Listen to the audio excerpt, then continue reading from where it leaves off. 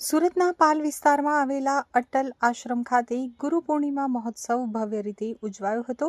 સદગુરુ શ્રી બટુકગીરી મહારાજના સાનિધ્યમાં ગુરુ પૂજન અને ધાર્મિક વિધિઓ સંપન્ન થઈ હતી. મહારાજે 22 ભક્તોને આશીર્વાદ આપી આધ્યાત્મિક માર્ગ ઉપર આગળ વધવા પ્રેરણા આપી હતી. તો સવારથી જ પૂજા અર્ચના અને સત્સંગના કાર્યક્રમો યોજાયા હતા, જ્યારે બપોરે મહાપ્રસાદનું આયોજન કરવામાં આવ્યું હતું, જેમાં મોટી સંખ્યામાં ભક્તોએ પ્રસાદ ગ્રહણ કરી ગુરુ ચરણોમાં શ્રદ્ધા વ્યક્ત કરી હતી. મિત્રો, વ્યાસ પૂર્ણિમા યાને ચારો વેદોના આધારે આપણે આપણા જીવનનો ભરણ પોષણ અને જીવન જીવતા હોઈએ. અને પહેલા કોઈ ગુરુ હોય તો એ આપણા માતા પિતા છે, જેને આપણે જગત દેખાડ્યું છે, જન્મ આપ્યો છે અને ભણી ગણીને હોશિયાર કરી. અને બીજા આપણા ગુરુ હોય તો આચાર્ય ગુરુ છે, જેની પાસે આપણે વિદ્યા ભણ્યા છે. ત્યારબાદ આધ્યાત્મિક ક્ષેત્રમાં જવા માટે આપણા ગુરુ, હવે આધ્યાત્મિક ગુરુ તરીકે કોઈ મહાન પુરુષોને આપણે શરણ જતા હોઈએ છીએ, એમના આશીર્વાદ પ્રાપ્ત કરતા હોઈએ છીએ.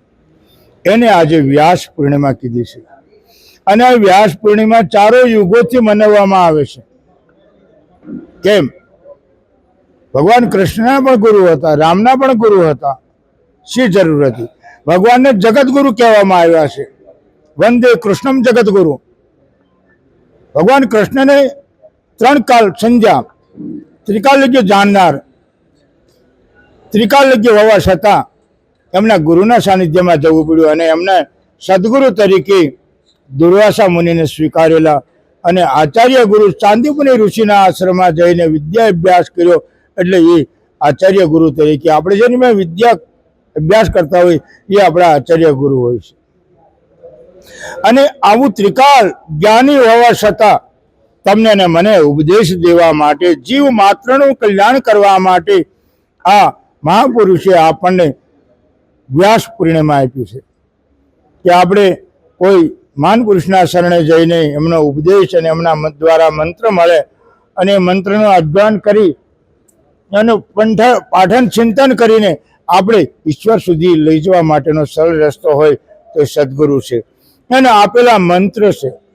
તમે જો વાલ્મીકી લૂંટારાને નારદે મરા નારદજીએ બીજો મંત્ર પ્રહલાદને આપ્યો, ઓમ નમો ભગવતે વાસુદેવાય.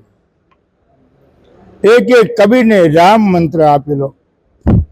આ બધે મહાન પુરુષોને ગુરુ દ્વારા મંત્ર મળે અને એ મંત્રનું તમે ચિંતન, મનન અને જેટલા કલિકાલ યુગ કેવલ નામ યાધારા સમર સમર ભવ ઉતરી પારા ગુરુ દ્વારા મંત્ર મળેલો હોય અને એનું પઠન ચિંતન કરો તો સહજ રીતે મુક્તિ છે.